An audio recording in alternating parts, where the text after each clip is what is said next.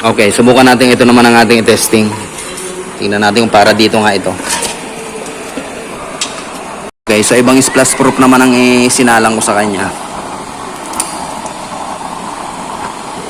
Ganitong style naman ang sinalang ko. Okay din naman, blue flame na blue flame din ang output. Kanina ito ang ginamit natin. Ito ang ginamit natin sa kanyang splash proof. Ngayon ito naman. Mamaya isusunod ko itong isang to. Kasi nga magde-demo ako sa kawit. Kaya kinukondisyon ko yung kalangko na ito. So yan yung kanya magiging tatlong gadget. Dalawang splash proof tapos isang walang splash proof. Pwede rin siyang gamitin ng wala siyang gadget. Pwedeng wala nakalagay sa ibabaw. Okay, so ulitin ko, ito ay kalan na walang center nozzle. Okay din naman. Talagang blue flame na blue flame din lumalabas. Ang nakakatuwa tignan yung apoy na ito. Parang LPG talaga. Yan, asul na asul.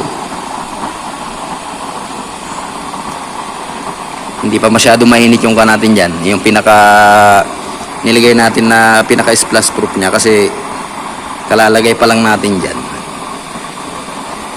Pipinturahan ko pa uli ito ng high temp. Medyo mahal nga lang ang pintura. Ang isang lata kulang pang spray dito eh.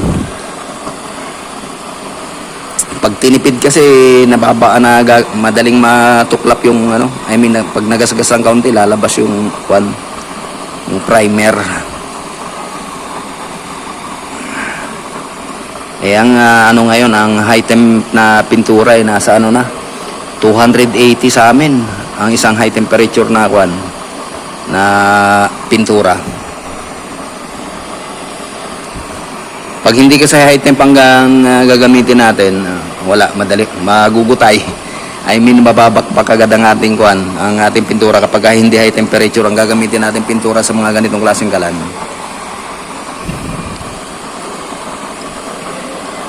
Ang ginagamit ko rito 1200 degree Fahrenheit na high temp na pintura.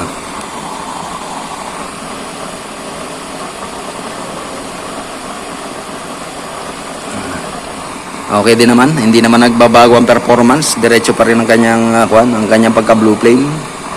Parang habang tumatagal lalo pang gumaganda yung apoy natin kasi ngayon pa lang siya mag-iinit. Kanina hindi pa masyado mainit yan.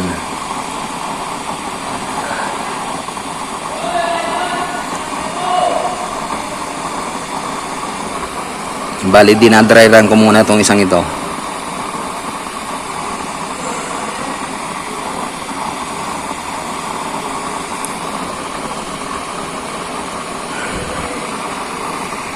Hindi ko pa kinakabit yung oil level regulator, pero naka-ready na. Isasalpak ko na lang diyan. Bali, 4 ang dadalhin ko sa exhibit sa kawit. Itong isang ito, saka yung dalawang nandoon. Kinukondisyon ko sila ngayon.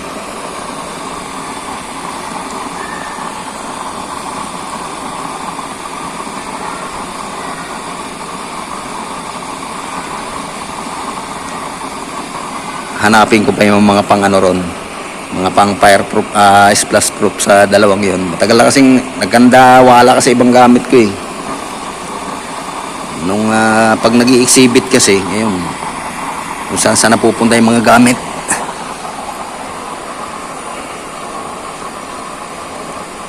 Okay, solve na ako rito. Pwede na itong pakawalan. Pwede nang dalhin sa kawit. Talagang blue flame siya.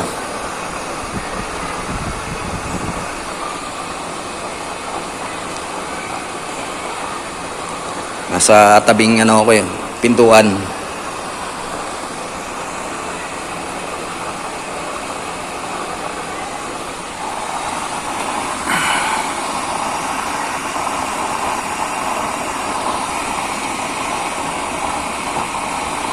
Okay naman ang performance niya, oh.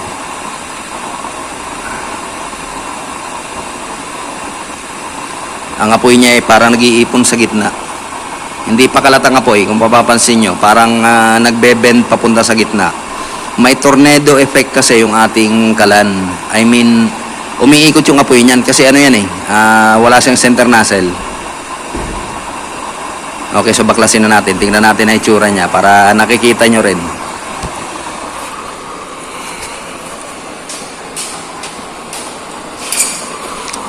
Okay, so tatanggalin natin para makita nyo na ito ay walang center nozzle. At ang ite-testing ko natin ay ito naman, yung isa kong gadget para sa kanya.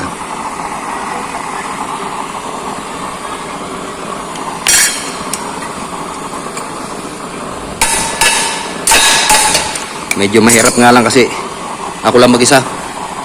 Isang kamay ang nakahawak cellphone, isang kamay sa aray ko, isang kamay sa kwan.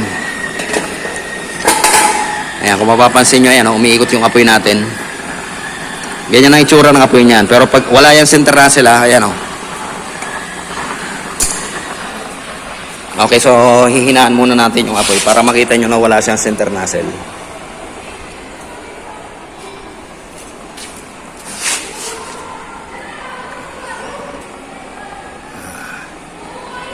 Wala yung center nozzle sa loob.